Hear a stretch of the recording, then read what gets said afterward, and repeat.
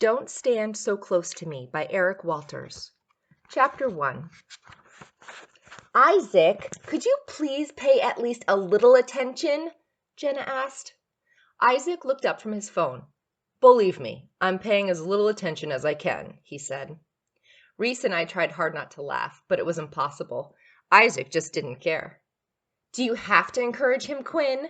Jenna said, frowning at me. She turned to Isaac. Why are you even here if you don't want to take any of this seriously? I have no choice, said Isaac. He turned to Ms. Fernandez, who was sitting in the corner of the classroom reading a book. Right? Correct, replied Ms. Fernandez, looking up. The president of the student council must attend all planning meetings.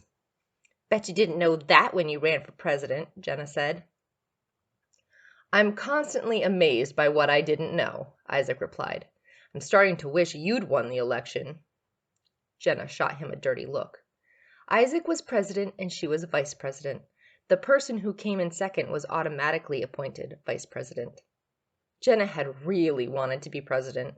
She had built a committee to help her, create a formal platform of promises, and put up all sorts of fancy signs throughout the school.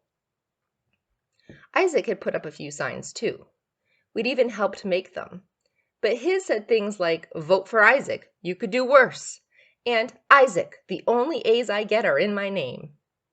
He'd run for school president as a joke. He never thought he could actually win. But I had. Things like that just happened to Isaac. It didn't hurt that he was on all the school sports teams and was liked by everybody. Even when he got into trouble, which was often, it was for harmless or goofy reasons. It even seemed like Mrs. Reynolds, our principal, felt bad when she had to punish him. Isaac was one of my best friends, but Jenna was too, and I didn't like them fighting. I didn't like anybody fighting. It made me feel anxious. Isaac, can we get back to business? I asked. For you, Quinny, I will attempt to focus. He put his phone in his pocket. I'd known Isaac forever, literally. We lived next door to each other and were born a month apart. He was always over at my house, or I was at his. We only have a few weeks left to plan the spring dance, Jenna said. You need a venue and some music, Isaac said. I'm assuming the gym is where this is happening. How hard can the rest be? Actually, we have to arrange refreshments, chaperones, agree on a theme, decorate, create a playlist, and get the songs on the playlist approved, Ms. Fernandez chimed in. Get the playlist approved, book a DJ, and I could be the DJ, Isaac exclaimed. Reese and I laughed again. And why is that funny? Isaac said. I love music. How about if I take this one? Reese said to me. Isaac, your musical taste is all rap, heavy metal, and classic rock. And your point? A dance generally involves dancing, Reese explained. That would be pretty hard to do with the kinds of songs you like. Ms. Fernandez, follow-up question, said Isaac. Do I actually have to go to this dance? Yes, Isaac, Ms. Fernandez said with a sigh. As the student council president, you are definitely expected to attend. Isaac thought for a moment. Well then, I will still volunteer to be the DJ. Someone else can figure out the playlist, and I'll just be my usual charming and funny self. Jenna tapped her clipboard. Okay, fine. But can we get back to this list? We only have 6 weeks to get all of this organized. 6 weeks is almost 6 weeks more than we need, said Isaac. You worry too much. Well, next week is spring break, Jenna said, and some of us won't be around. Aren't you going to Mexico, Quinn? We were planning to, I replied, but our trip has been, postponed. My father was a doctor, and the hospital staff had recently been told they had to postpone any upcoming vacation plans. Well, I'm going south, Isaac said. You are? I asked. I was surprised. I hadn't heard anything about that. Well, the south part of town. I got friends who live there. Isaac, always the joker. You're going someplace, right, Jenna? Reese asked. Jenna nodded. We're going to visit my aunt and uncle in California for a few days. My cousin is getting married, and it's a big family reunion. We leave tomorrow morning. Wait, you're skipping a day of school? Isaac asked.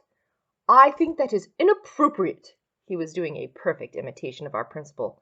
School is very important, young lady. Everybody, including Ms. Fernandez, laughed. Just then, Mrs. Reynolds appeared at the classroom doorway. Everybody instantly stopped laughing. I was pretty sure we were all afraid she'd overheard. Good afternoon, Mrs. Reynolds, Isaac sang out. Always a pleasure to see you. Mrs. Reynolds narrowed her eyes, and Isaac dropped his to his desk. Isaac's mother was the police chief in our town, but she was nowhere near as scary as Mrs. Reynolds. Miss Fernandez, may I speak to you for a moment? She asked. Ms. Fernandez stood up, and they both went into the hall. What do you think that's about? Reese asked. Ms. Fernandez is in trouble, Isaac said. I know that look. I highly doubt that, Isaac, I replied. Geez, the guy would say anything for a laugh. But when Ms. Fernandez came back into the room, she did look like she had gotten into trouble. That seems serious, Isaac commented. It is. What's going on? I asked. Mrs. Reynolds is calling an assembly so everyone can hear the details, but I can tell you that it involves spring break. It better not be canceled, Isaac explained. Ms. Fernandez looked a bit uncomfortable when she replied. No, it's not canceled, she said. What the heck was going on? Hi, you just listened to the first chapter of Don't Stand So Close to Me by Eric Walters. And as you can see, this book is a pretty quick read. And I think this is a book that's sure to resonate with a lot of readers, as Walter brings to life recent events through the eyes of a group of 8th graders. Now, my favorite takeaway from this book is a quote that comes from main character Quinn's dad, who also happens to be an ER doc. And he says this: we can't do things the way we might want to, but we can still figure out ways to do the things that are important. Even today, more than 6 months into this global pandemic, we are still looking for new ways to do the things that are really important to us. And you know what? Working together, we are finding those ways. So if you're interested in finding out how Quinn and her friends cope with things like social distancing and Zoom lessons, you can check out Don't Stand So Close to Me from our tween fiction collection, or is available for immediate download through the Hoopla app. So once again, I would like to thank you all so much for listening and wish you happy reading.